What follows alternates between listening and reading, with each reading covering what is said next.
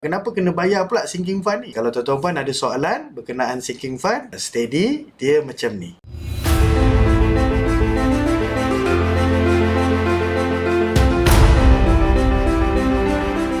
Assalamualaikum warahmatullahi wabarakatuh. Baik, tuan-tuan puan, dalam video ni kita nak belajar, kita nak faham apa yang dinamakan sebagai sinking fund. Tuan-tuan puan ada soalan ni tak? Sinking fund. Kalau kita translate bahasa Melayu tu dia jadi apa? Dana lemas, dana tenggelam, dana yang dihanyutkan. Macam-macam lah kan. Sebagai, yalah saja sonok lah sebagai permulaan video ni.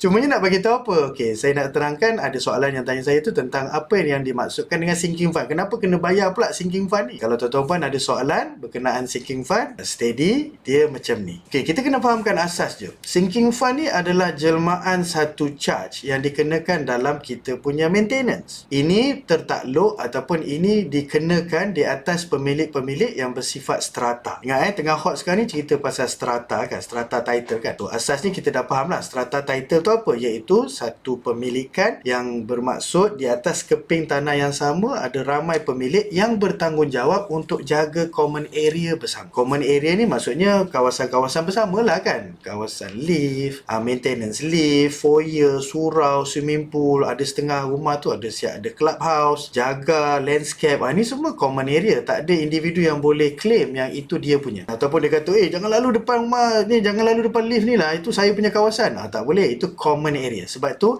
di bawah Undang-Undang Strata kan, Strata Title Act mewajibkan semua pemilik strata untuk komit membayar satu amount yang dinamakan sebagai maintenance.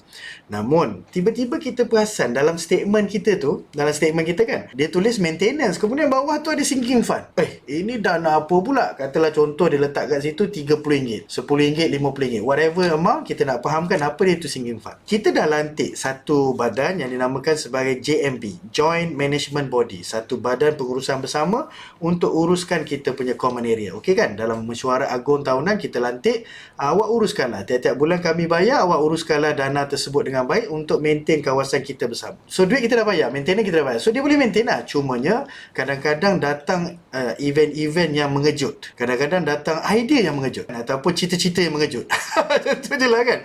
So maksudnya apa? Contohnya lah tiba-tiba kita mesyuarat, kita terfikir, apa kata kita cat balik bangunan kita, ada lebih kurang 4 blok, blok A, B, C, D, kita cat balik supaya nampak lagi cantik. Kawasan rumah kita kan, kawasan kita bersama ni kita cat balik. So bila cat balik, somehow dia akan improve dan juga akan efek kepada market value rumah kita. Mungkin ada yang berminat nak jual dan sebagainya. Bila cat balik kan, dia punya emosi pembeli datang tengok tu jadi sonok lah. So what happen is that kita pun perlukan duit. Yalah, tiba-tiba nak cat, bukannya kita nak beli 2 tin untuk 4 blok, tak cukup. Kita kena beli, katalah kos yang terlibat adalah lebih kurang RM30,000 contoh. Kalau waktu tu kita RM30,000, tiba-tiba baru bagi tahu semua penduduk, baru nak collect duit, baru nak usahakan duit tu untuk beli barang, untuk cat balik bangunan tersebut, sudah tentu akan mendapat murka daripada semua penduduk. Tak nak lah, mana ada duit sekarang, baru lepas raya ni kot banyak habis lah, kan? Macam-macam kan. Apa yang strategi yang kita boleh buat, bagi JMB boleh buat lah, yang dibenarkan untuk charge apa yang dinamakan sebagai sinking fund. Jadi bila sinking fund tu dah accumulate, dah lama-lama terkumpul,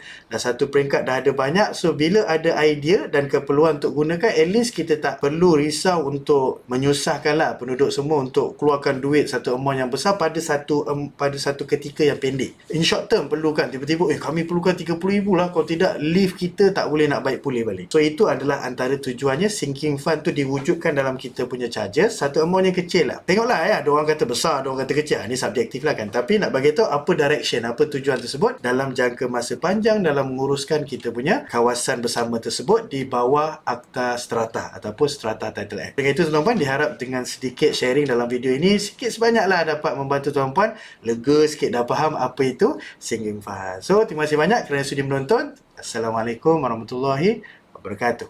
Take care.